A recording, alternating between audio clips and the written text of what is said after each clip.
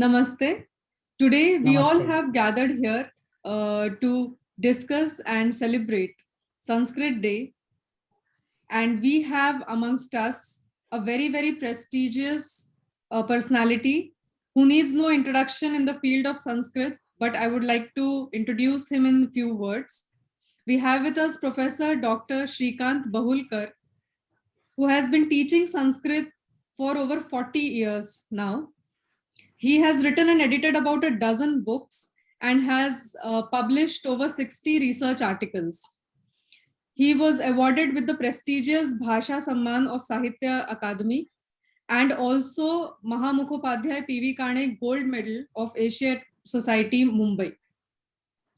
His focus is in Vedic studies, in Buddhist studies, in classical Sanskrit literature, as well as in Ayurveda. He has headed many prestigious and renowned institutions of India, like the Bhandarkar Oriental Research Institute, Tilak Maharashtra Vidyapeeth, and he has played a pivotal role in advancement of Sanskrit as well as Pali departments of Savitribai Phule Vidyapeeth of Pune. Presently, Sir is a senior research fellow at Center for Hindu Studies at Oxford University in London. And sir, I would like to say that we are very fortunate to have you today to speak on this auspicious occasion of Sanskrit Day and guide the youth of this country in a positive direction as well as in a realistic direction to as far as Sanskrit is concerned.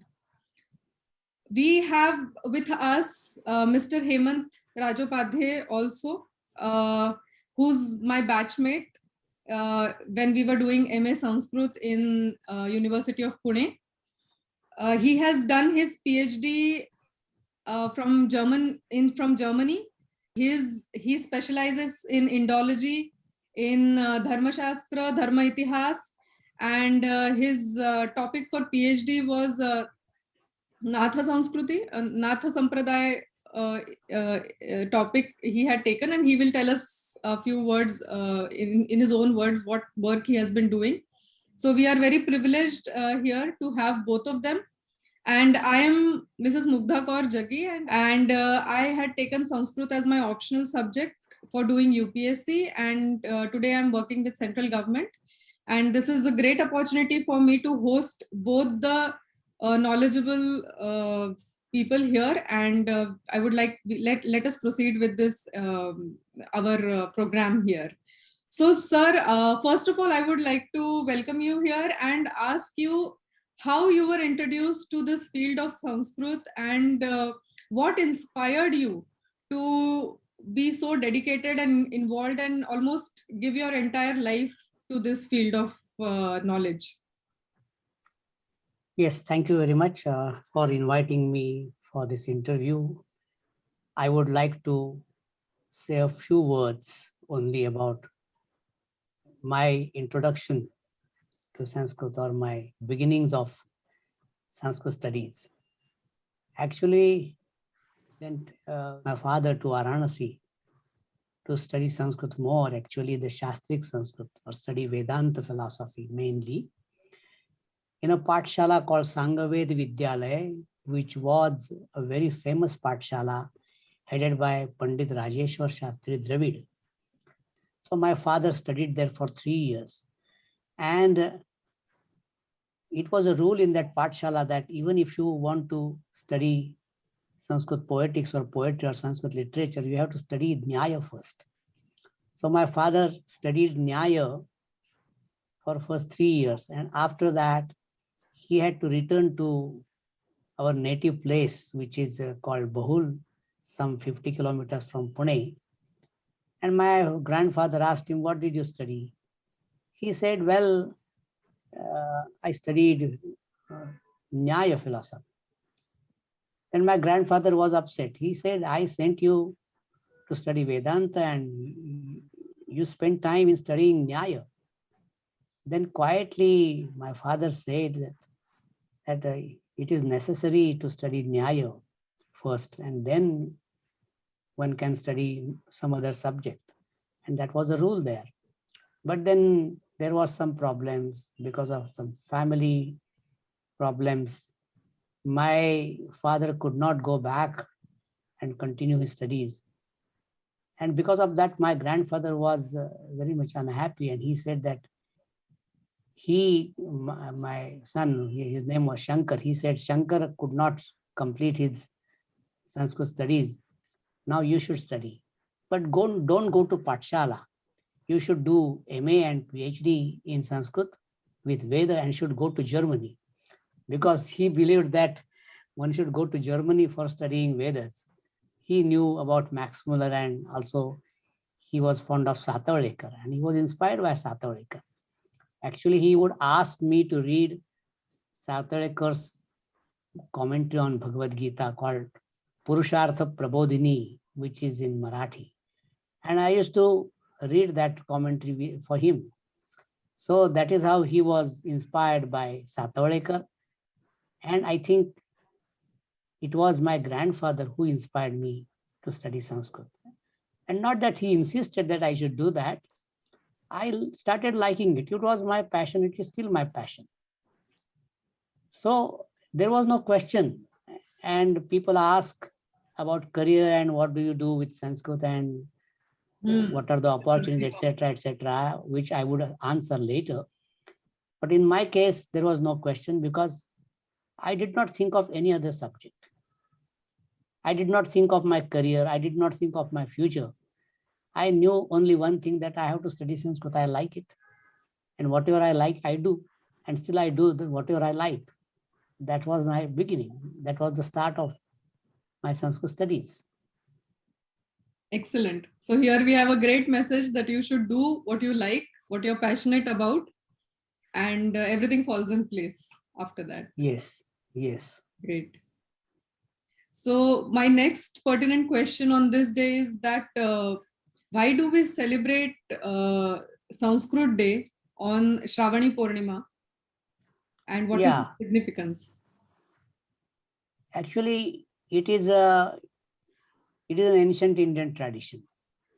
On Shravana Purnima, the students of Veda or students studying Vedic Pathshalas, they recite a collection of beginning of various Vedic texts, all 4 Vedas and other ancillary texts. And it is the first sentence of those texts. And that is called Brahma Yajna. So Brahma Yajna is a ritual, is a recitation, and that's the beginning of Sanskrit studies. And Shravana Purnima also regarded to be the beginning of the academic year. So that's the symbol, I should say. And it's a memory of the ancient Indian tradition. That's why the government decided to celebrate Sanskrit Day on Shravana Purnima. It has nothing to do with coconut. It has nothing to do with Rakhi and Raksha Bandhan, etc. But people have those ideas. I used to go to schools and ask students, why do we celebrate Sanskrit Day on Shravana Purnima? Then one of the students said, Sanskrit is as hard as coconut, but it is sweet inside. So you have to crack a hard nut when you have to study Sanskrit. And then someone else would say, okay, it is Raksha Bandhan. It is our duty to protect Sanskrit. That's why it is Raksha Bandhan. And on Raksha Bandhan, we do that. But that's not correct. As I said, it is a day of Brahma Yajna. Right, sir.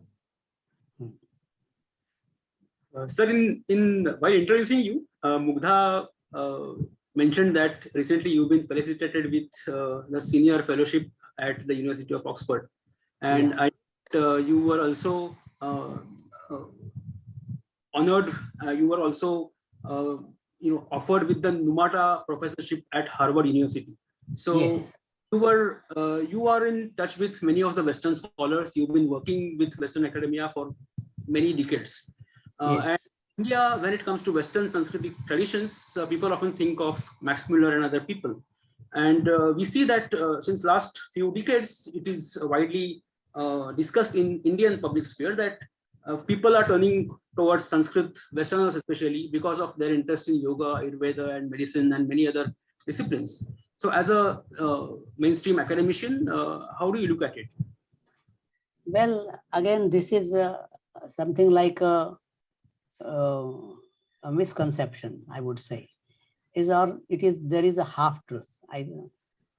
Because there are many people, foreigners who study yoga. That's correct. And some of them, they want to study Sanskrit because of yoga. Like in India or elsewhere, now people do Buddhist meditation called Vipassana. And many of Vipassana practitioners want to study Pali. So that's an inspiration. Similarly, yoga could be an inspiration for studying Sanskrit.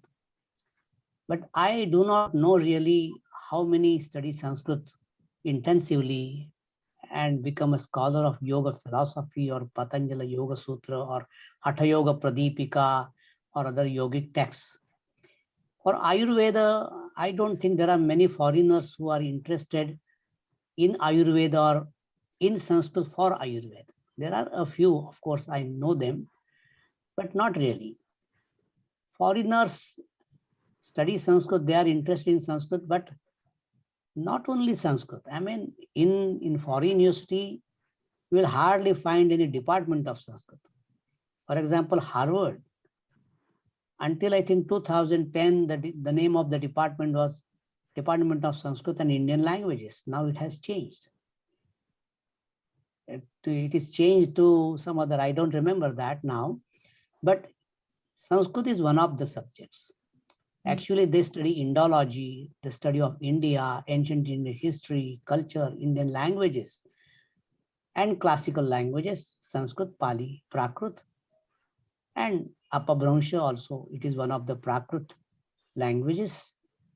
And they also study modern languages like Tamil and Hindi.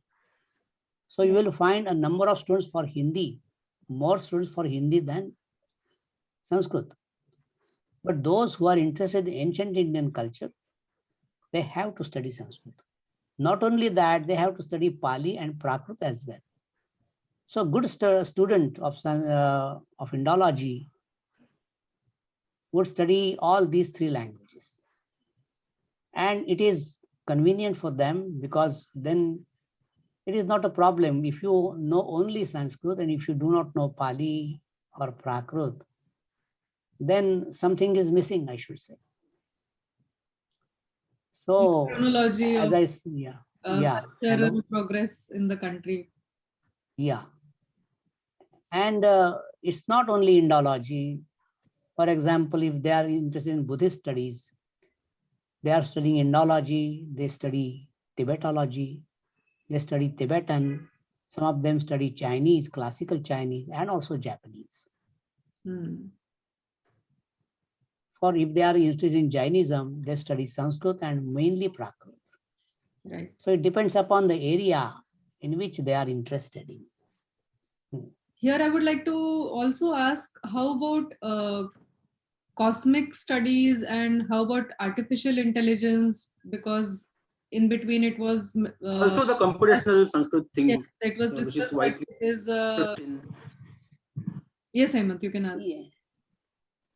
Yeah, even the computational linguistic thing, which is widely discussed amongst the Sanskrit lovers, that Sanskrit is one of the most suitable languages for computing and operational operations. So, your opinion about it, sir, please. I think the scholars in computational linguistics would be able to answer it correctly. But I have been listening this for the last maybe 30 years that Sanskrit is useful for computer. But this is something like a propaganda of Sanskrit. I do not really know how it is going to be useful. As far as I know, they are making a number of tools for studying Sanskrit. Maybe grammar or Sandhi or Samas and so on. But also they are working in the field of artificial intelligence. But still, they have achieved, I think, some stage, of course, but they have achieved some success. But I do not think that there is much progress in that.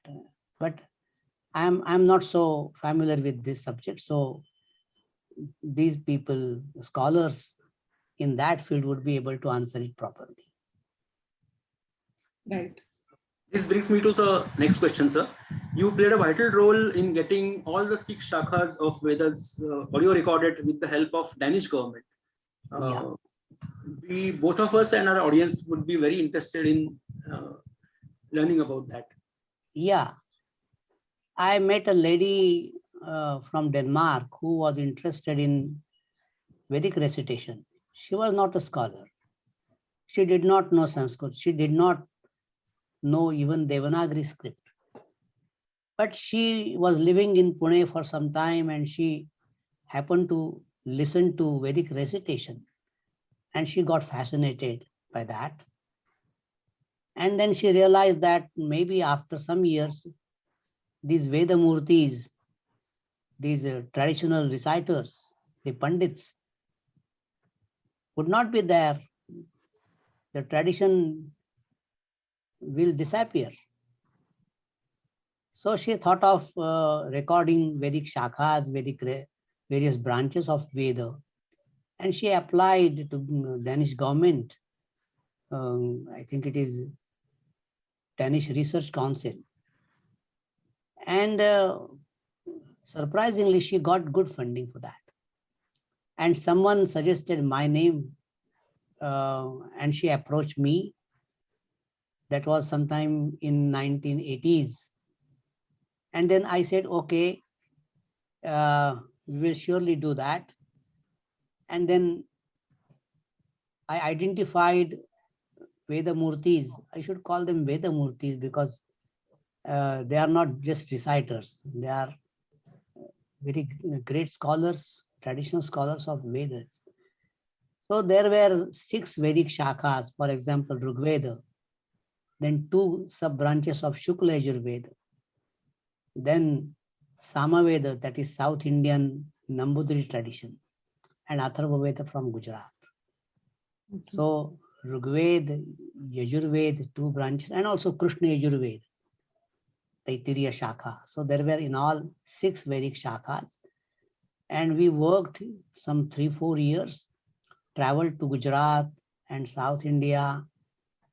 And so I was coordinating that because she did not know any Indian language. And I was also playing the role of, what to say, translator, interpreter, and at the same time, taking care of that recording.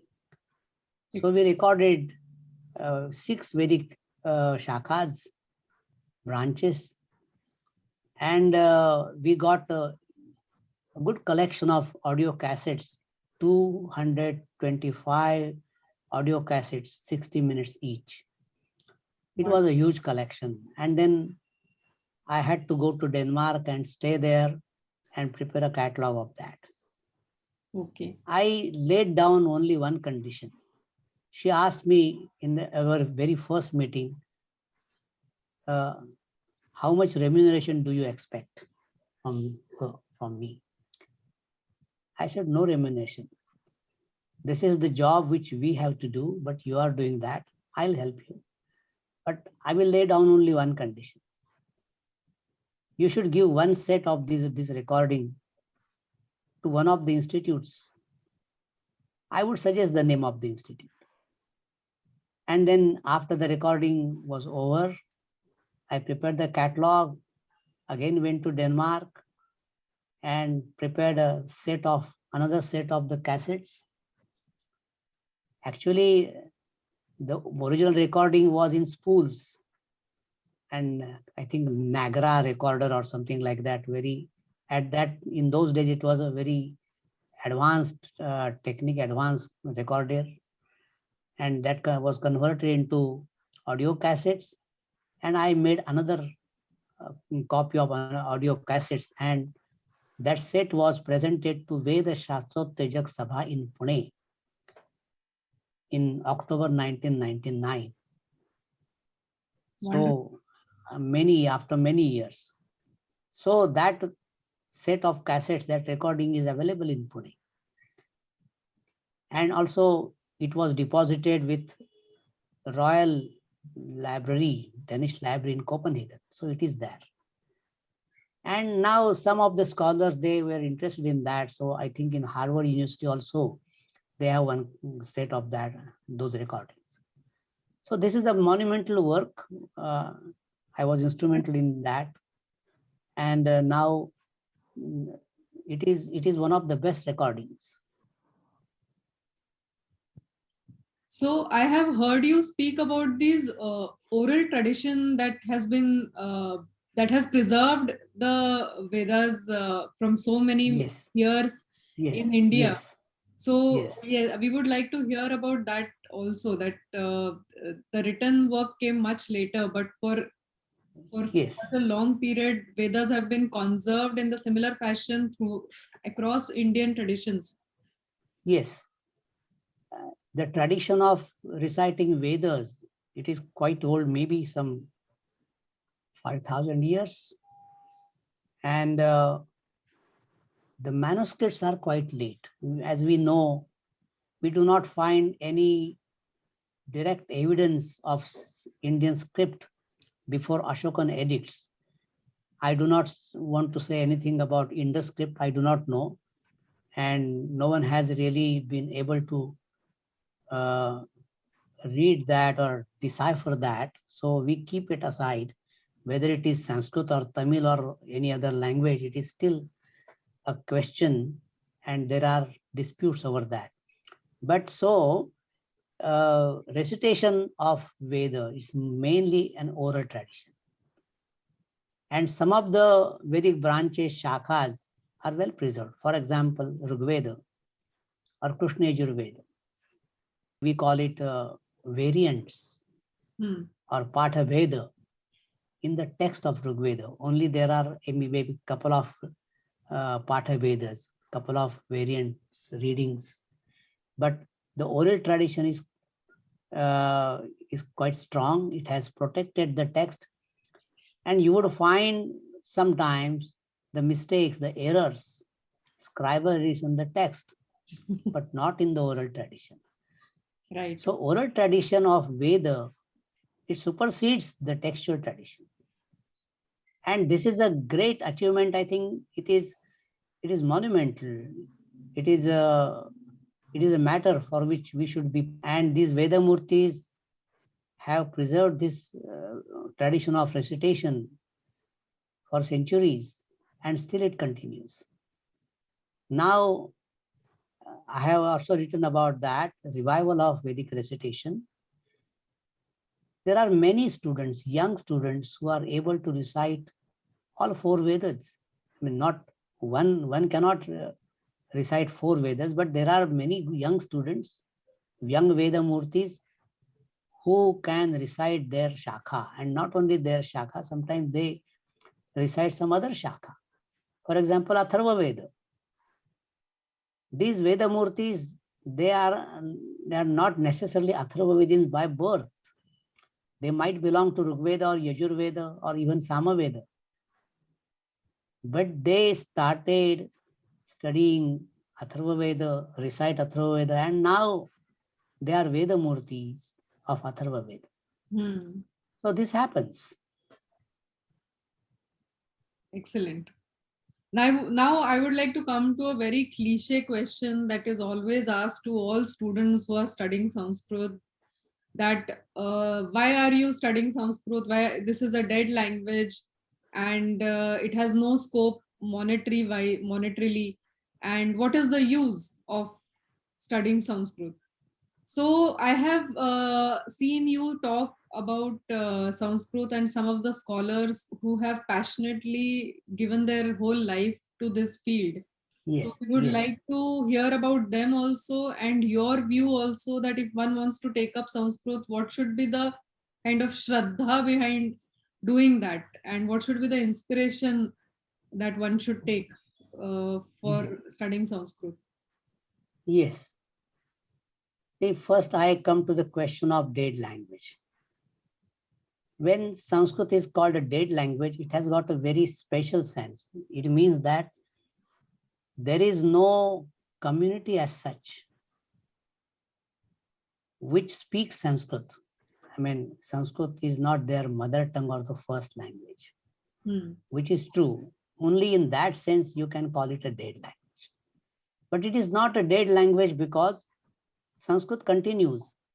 Still, even today, there are many Sanskrit scholars who can speak in Sanskrit, who can write beautiful Sanskrit, who have great literary works in Sanskrit. So this is not a dead language. Secondly, Sanskrit is just with us. I mean, we speak Marathi or Hindi or even Malayalam or even Tamil. There are many words, Sanskrit vocabulary. And Hindus especially, they have many rituals where Sanskrit is used, Vedic mantras or Ved mantras from Puranas or some other verses they recite. So this way, we are familiar with Sanskrit. But then the question of studying Sanskrit, people would ask, why should one study Sanskrit? What are the opportunities? There are various ways through which you can study Sanskrit. It is not necessary that everyone should study Sanskrit intensively and find a job. The Sanskrit is one of the subjects in humanities. There are other languages like English, German, Russian, Hindi, Marathi, Indian languages and foreign languages. I would ask a question, do all students who do BA, MA or PhD in other languages, do they get jobs? Those who do MA and PhD in social sciences, do they get jobs? Which subject would you say is popular or where you have got opportunities, career opportunities? Maybe computer, engineering, medical branches like Ayurveda or MBBS and so on. Still there are problems. So when we think of opportunities, career-wise opportunities, if we think only of jobs or government jobs or jobs in colleges as a teacher, one has limited scope. But there are many students of Sanskrit who study Sanskrit as their passion. Maybe for profession, they do something else. Right. But they are still interested in Sanskrit. And some of them, they continue their studies. There are some other students who study Sanskrit, maybe they do BA or MA and they find a jobs. You can do UPSC, MPSC, you can find a job in banks, officers. There are many avenues where your degree is important, graduation is important, and Sanskrit could be one of the subjects. Yes. For UPSC, you can study Sanskrit and ancient Indian culture. And you will find a number of IAS officers who have studied Sanskrit for their UPSC exams and they are still interested in Sanskrit. They know Sanskrit very well. Yes, here I can say it's my own experience. Yes, yes. And so I should say that one should study Sanskrit only one has a passion for that. But mainly in schools, they study Sanskrit obviously for marks. So I call it them in Marathi, they are all Marxwadi. Okay. Marxist. Those are studied Marxist. Marx. Okay. So, okay, that's fine.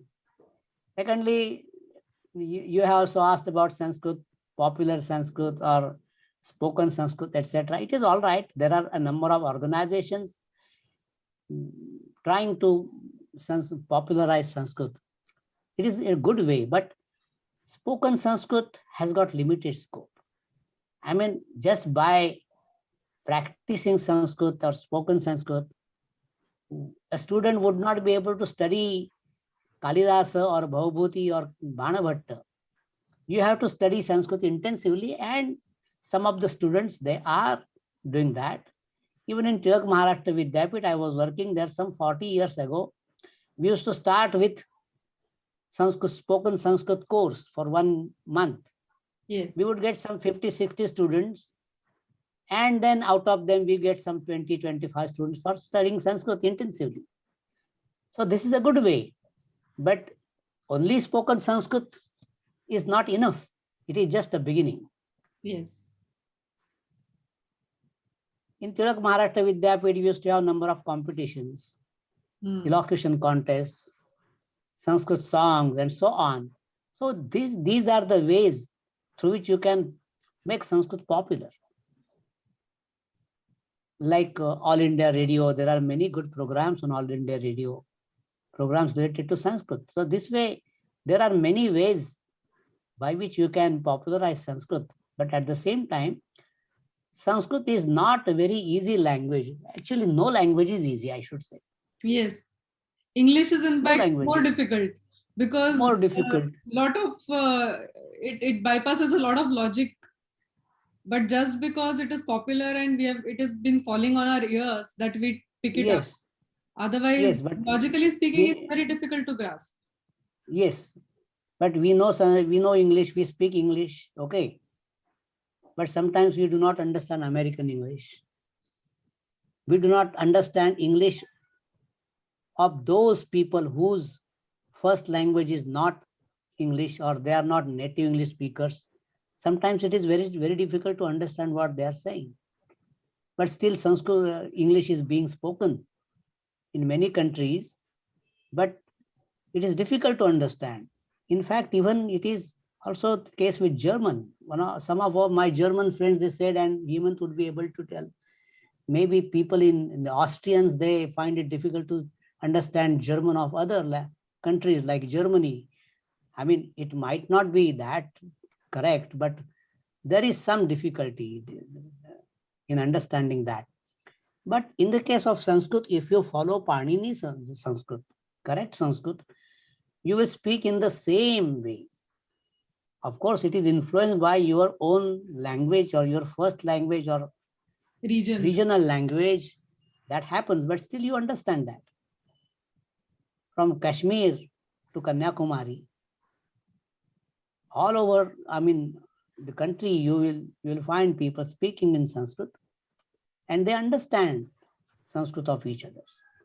Right. In concordance to that, sir, sometimes there is a controversy over a conflict between Sanskrit and regional languages. We call, the word Sanskrit can be translated as the one which is standardized by Paninian rules or the one which is called grammatical rules.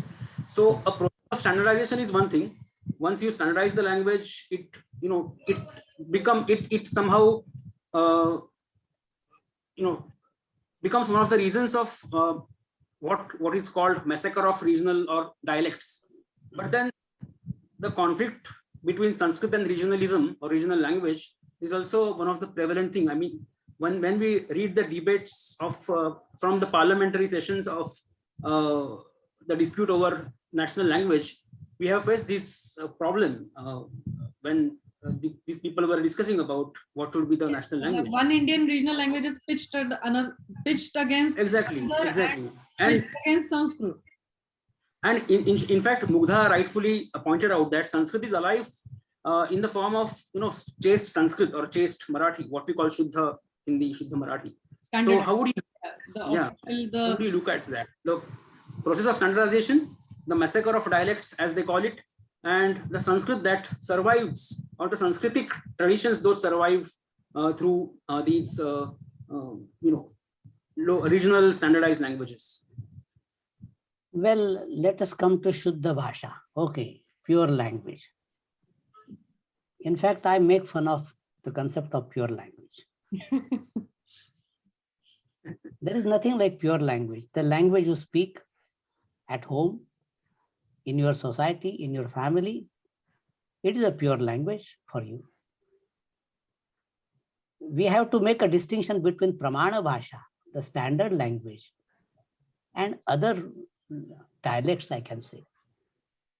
So for the sake of convenience, for legal matters, we have to follow one particular way of language, one particular characteristics of language, which is called vocabulary, not only vocabulary, the expressions, the verbal forms, and so on, or grammar.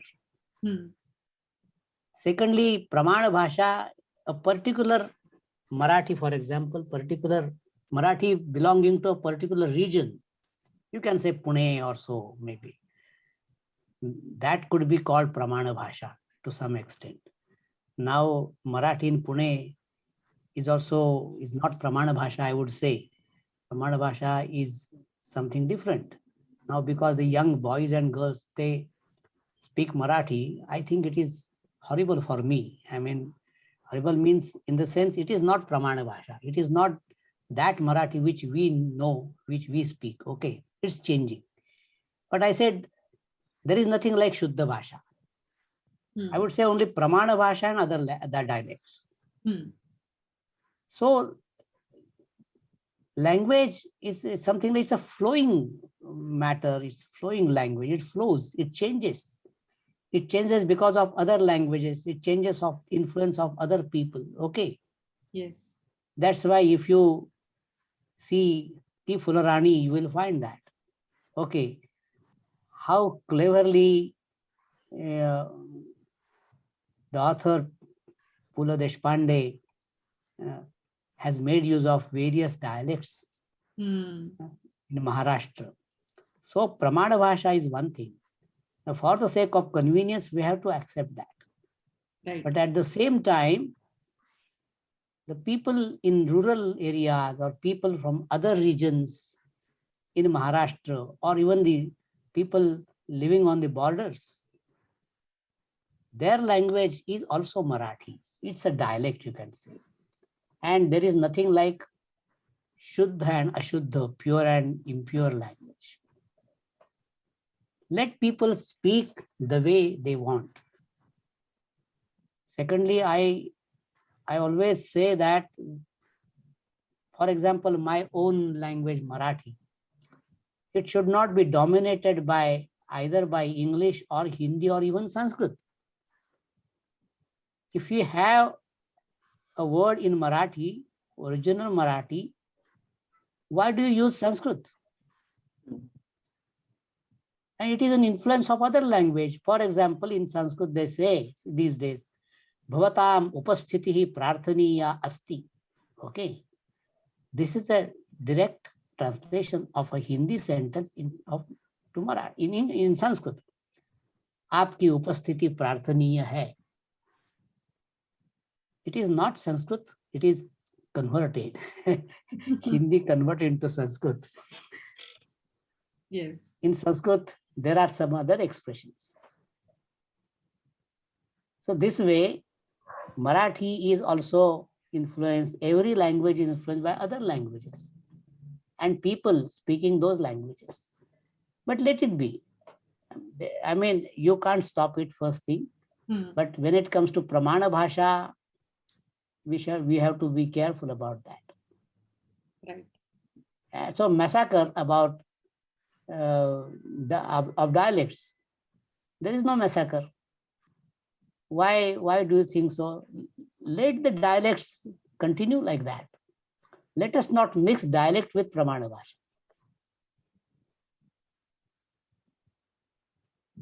True. Another interesting thing about Sanskrit is that so many grantha or so many epics, right from the beginning, Rigved till date, every Sanskrit text or every creation will have a lot of poetic stuff in it, and poetic verses, or lot of things will be. So I think this is one speciality of this language which we don't find in many other languages, is the meter, the chanda that we say, and many things are said in verses. A larger idea is expressed in limited words, beautifully in verses. So we would like to hear from you what these meters are, and how these meters are very critical in Sanskrit language. And sir, if I may Yes, jump in. that, yes. You yourself, sir himself is widely known as a great Sanskrit poet. So I would also urge him, request him to present some of his witty poems, some of his serious compositions in Sanskrit, if possible. Okay. Let us come to meter, the question of meter first. Okay. See, it's a vast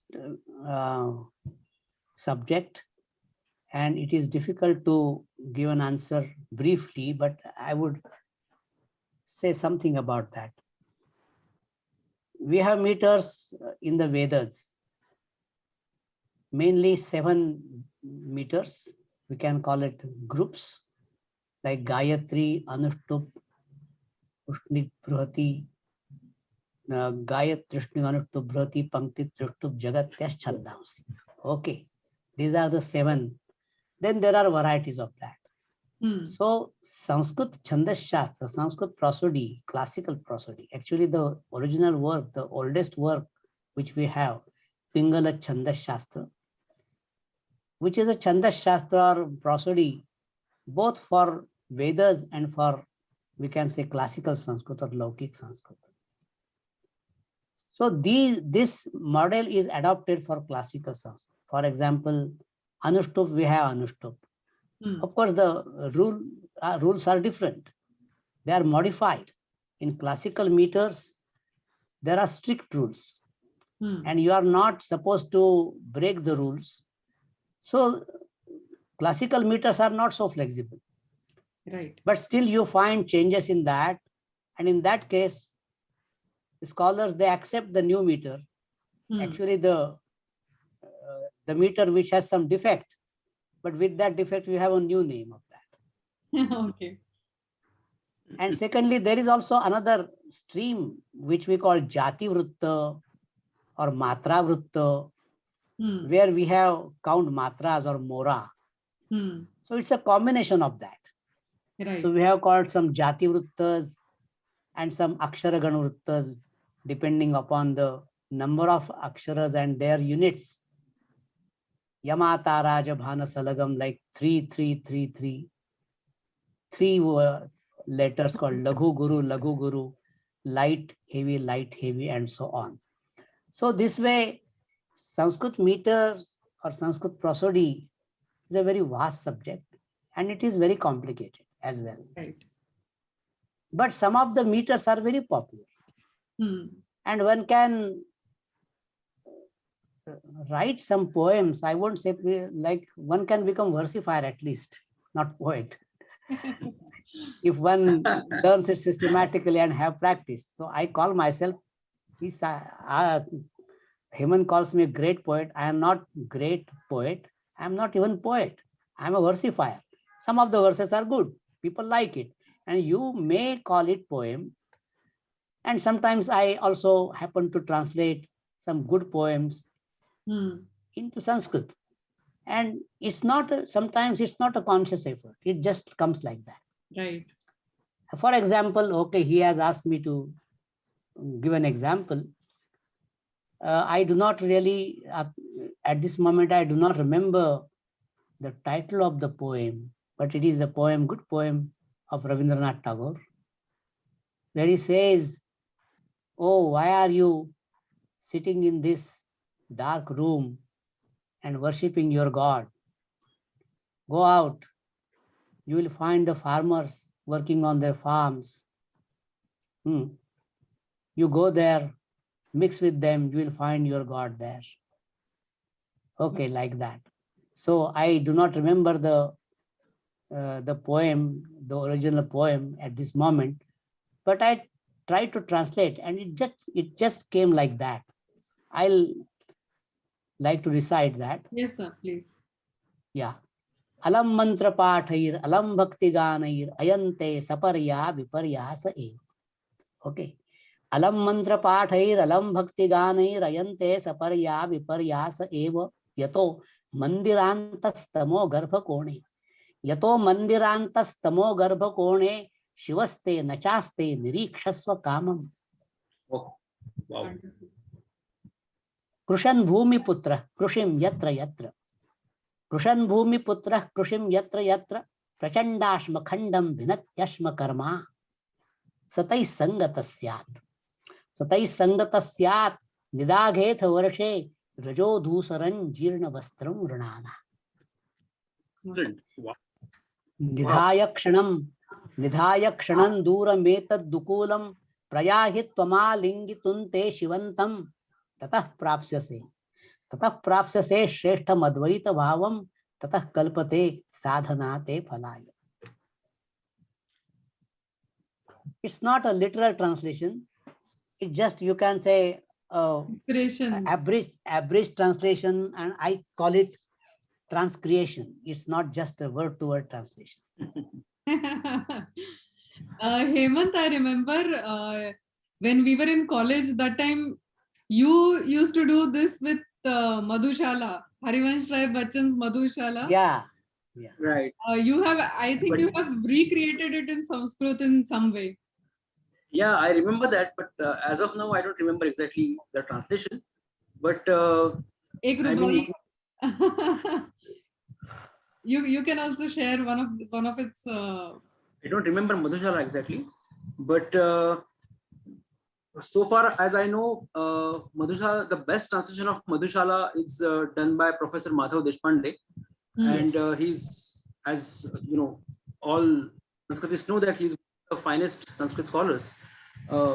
So what I did is recently he completed his series of verses on Lord Krishna. So while reading them, suddenly what happened is I composed my own verse appreciating his his poetic pratibha. Okay. So I just have to remember that. The one I remember is I composed some Hindi. I composed some Hindi verses on Sanskrit in the Madhushala framework. Yeah. I can present those Sanskrit verses. Kalidas और भास बाण के रव अंगुर की जो हाला पीकर जिसको तृप्त हुए वो मुग्ध रहे साकी बाला. जीव शिवों को एक कराती त्वरित हर्षप्रद होती है पियो जी भर आप इसे यह संस्कृत भाषा मधुशाला. ऐसे मैंने I mean I have a few verses in Hindi on where the context is Sanskrit and so where the language of poetry is Hindi and the style is of Madhushala. Madhushala, right. Excellent. So on this Sanskrit day, you have come up with a very appropriate verse. Is that Sanskrita Bhasha Madhushala? Sir, one more question I would like to ask is that today, as Indians, a certain color or a certain religious subscription is being given to Sanskrit, and propagation of Sanatan Dharma through learning Sanskrit. So all this is going on, and some are who are vehemently opposing this, some are who are blindly following this. So where can we draw a realistic and a logical or a balanced view on Sanskrit? Yes, one has to have a balanced view about Sanskrit. Sanskrit has come down to us mainly through religious tradition. So we should not really deny the role of religion. Many people study Sanskrit in Sanskrit Pathshalas or even in other schools because they are Hindus and they like their religion, they like Sanskrit. They think that Sanskrit is a sacred language of their religion. There is nothing wrong in that. And they are studying Sanskrit for their religion or for the faith in religion. Let them do that. I mean, how can you oppose them and prevent from doing that? It is all right, but it should not be restricted to religion, because there are many people who are not Hindus, still they study Sanskrit. They are Sanskrit poets, they are Sanskrit scholars. You will find Sanskrit verses even in Guru Nanak Grantha Sahib. Yes. You will find Sanskrit verses in Ramacharita Manasa, in the beginning of Ramacharita Manasa. You will find some Sanskrit, at least one Sanskrit poem by Parsis when they arrived in India and they met the king. They explained why they came and who they were. Te vayam parasikaha. It's a collection of verses. And so there are many people who are not Hindus but have studied Sanskrit. And take that, for example, and foreigners. Some of them are able, were able and are able to compose Sanskrit verses. So there are some Sanskrit verses by foreign scholars. Yes. So study of Sanskrit is not limited or restricted to any religion or any region or any nation. Those who want Sir, to this study reminds me Sanskrit, of, let them do. Huh? in fact, in colonial times, I remember many of the Bengali Sanskritists have come up with Victoria Prashasti, Kavyam, Yes, yes. verses praising. Yes. In fact, there is a Sanskrit biography of Lenin, the great communist leader, Leninamritam. Yes. So Yes. that way, Yes. Sanskrit has played a Yes. role in. Versatile role. Yes. Yes. And there were some Bengali poets, Sanskrit, who were Christians. And they have composed verses, some prayers or stotras. And I remember the beginning of at least one of the stotras, Vande Satchidanandam. You will find them maybe in some institutes where Christian institutes or Catholic institutes, you'll find it there. It's not difficult. For example, in Pune, Jnanadeep Vidyapeeth. In fact, many years ago, some 40 years ago, I had arranged a program, Sanskrit Day celebrations, where I had invited them and they recited this song, Vande Satchidanandam. And Sermon on the Mountain. That is translated into Sanskrit Parvatopanishad, under the title Parvatopanishad. Oh. And there is I have seen a Sanskrit translation of Bible published from Sri Lanka, Ceylon. Oh. So Sanskrit, as I said, Sanskrit is not restricted to any particular religion or particular region. In that way, Sanskrit is a universal language. Yes. But we should not exaggerate that. I mean, we should not say Sanskrit, Sanskrit, Sanskrit. Other languages are also important. Those who are studying Sanskrit, let them do that. At the same time, Sanskrit is beautiful. At the same time, Prakrit is also beautiful.